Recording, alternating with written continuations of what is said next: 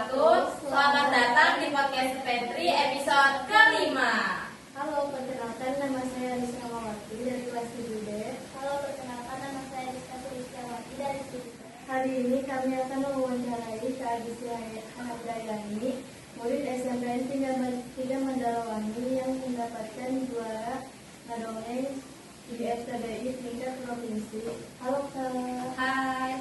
Halo semuanya, perkenalkan nama saya Agustia Handayani dari kelas 9B yang memenangkan juara ngadongeng di FTBI tingkat provinsi. Kak, bagaimana perasaan Kakak saat memenangkan lomba ngadongeng di lomba ngadongeng FTDI di tingkat provinsi? Oke, perasaannya sih happy dan juga bangga, bukan bermaksud berbangga diri ya, tapi kayak melihat perjuangan aku dan juga pembina aku, Bu Dwi, serta kakak-kakak FTBI yang membantu juga. Jadi kayak usaha kita gak mengkhianati hasil gitu. Kesannya saja happy dan bangga.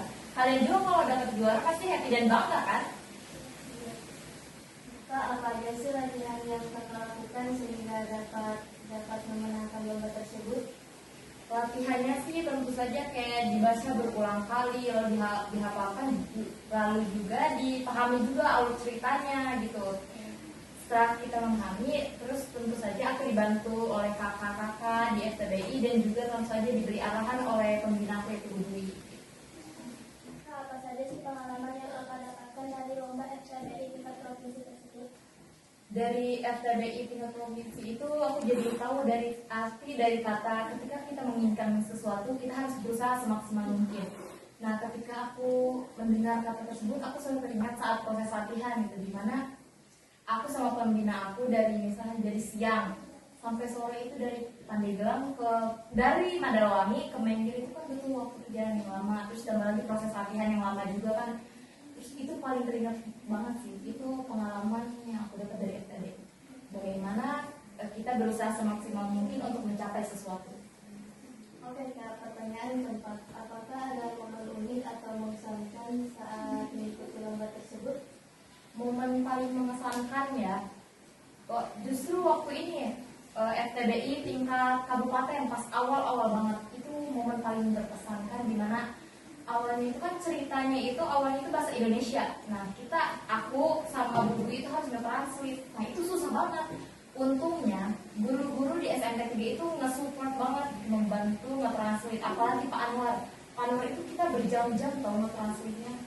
Itu momen paling berkesankan menurut aku dan bakal aku ingat sampai kapanpun itu. Oke Kak, pertanyaan terakhir.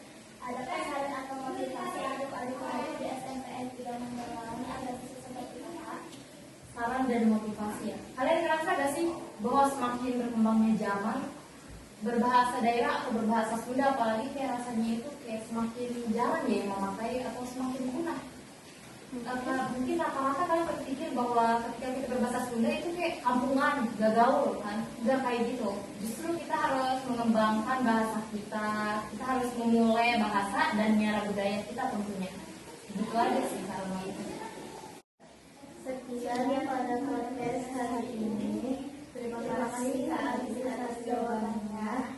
Sampai jumpa di podcast berikutnya. Jangan lupa Like, comment, dan subscribe.